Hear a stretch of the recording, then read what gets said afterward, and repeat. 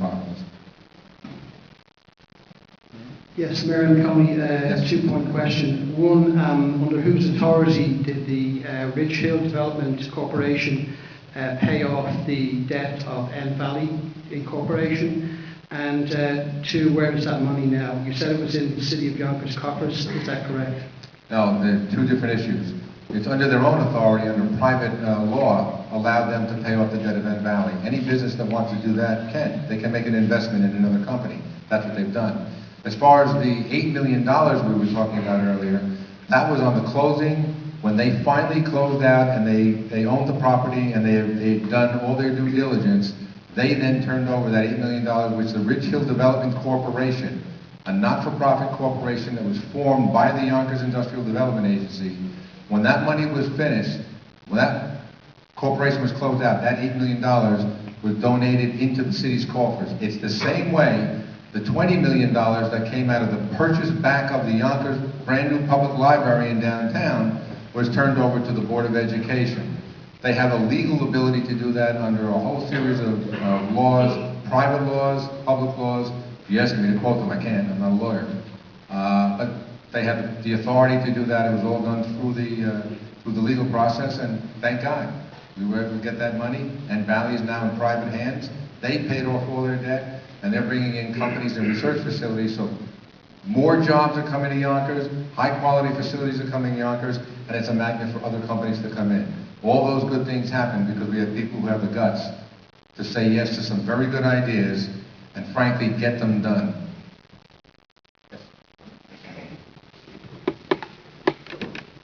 Okay, this is probably for the Public Works Commissioner or maybe the police, I don't know. I live in the general area of Ponfield Road West, and I've been going to the same doctors over there for 35 years, and there's 2-hour meters, but you got to be born in them to get them. And so I go around the corner and I park. And I parked the other day, and I saw a sign I had never seen before on a public street over there. Guard, park you. It says permit parking, 9 to 12 and 1 to 4, which is lead hours, first of all, Monday through Friday. And I said, who the hell is this for? The residents? Why did you put a break in the middle? What kind of a permit parking is that? And who's it for? The employees of the doctors or large hospitals people? I mean, I don't have the faintest idea what it is. I've never seen that type of sign. I saw they used to have it down in permit parking, period, down in the apartment houses over there. But I have no idea who this is for. So I park between 12 and 1, I can get in there. But I'm in the doctor's maybe 3 hours over there. So it takes a little longer. I said, how the heck can I do this on a private street, city streets? But I guess you can. But who's it for? Is it for the residents, or is it for the doctors, nurses, or who's it for? Parkview, Guard Avenue, going up the hill. I tried to toss it to him. He's tossing it right back. You don't know. I'll explain what that is. That is permit parking, and it is on a public street. The only way that can happen is by an act of the New York State Legislature, and first there has to be a request from the City Council to allow for permit parking.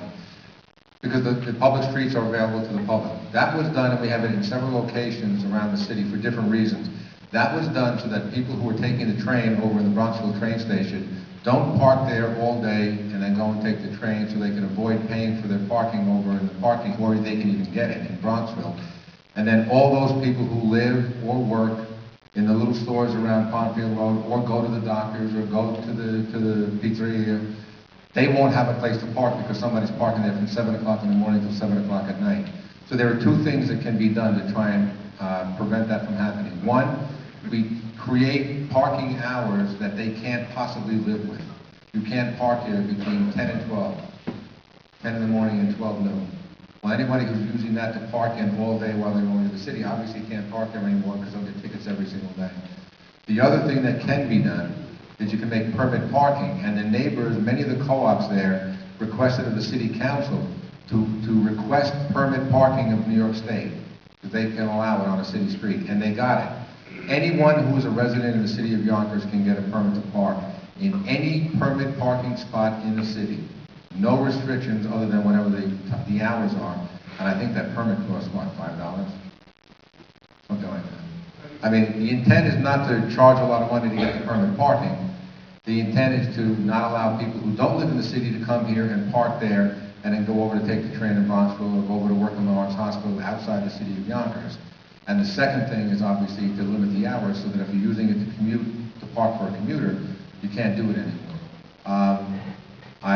What I would ask you to do, if you want to know where to get the permits, I if you're looking would for have that. assumed it would have been like 9 to 4, but this is like 9 to 12 and 1 to 3, you know what I'm saying?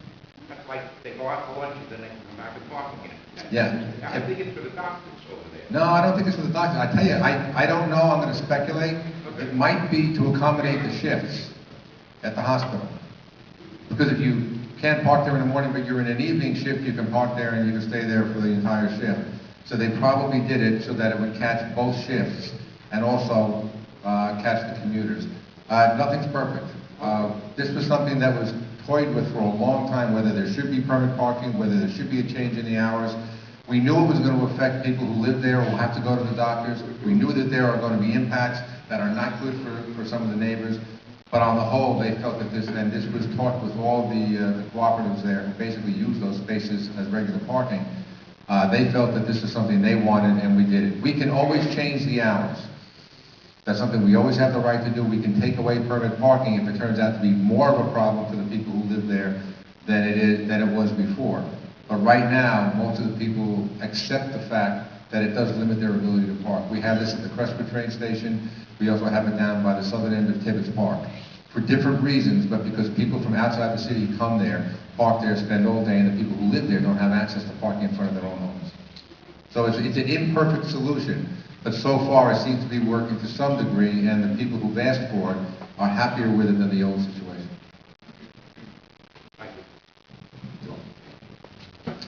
Mr. Mayor, I have two questions. One, you talked about the economic development projects and that currently it's in the land contract stage.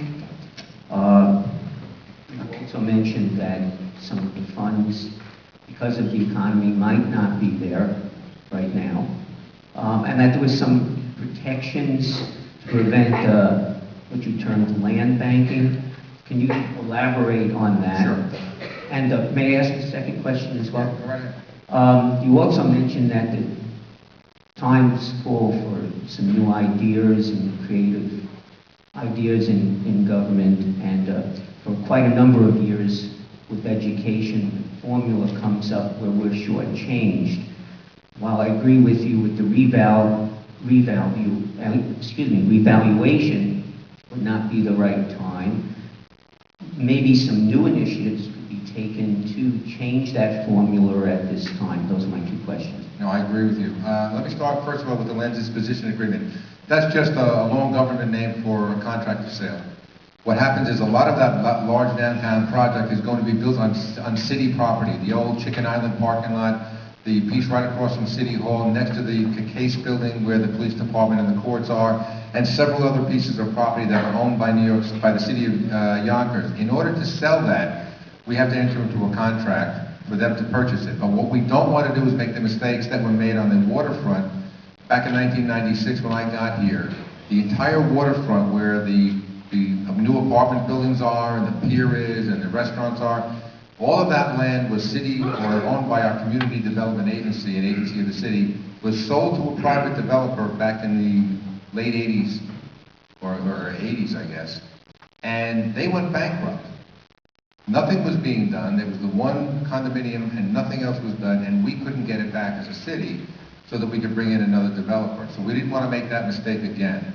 What we've subsequently done, it took several years to go through the courts. We got that land back, and then we leased it to the developer with an option to buy at a predetermined price based on appraisal. Once they completed the project, then they could purchase the land. And that's exactly how those buildings have been built since then. We're doing something similar to that for this whole downtown project. We can't do it as easily as we did it back then just because of the way the economy is and the risks involved and banks not willing to lend money unless they have ownership. But we also are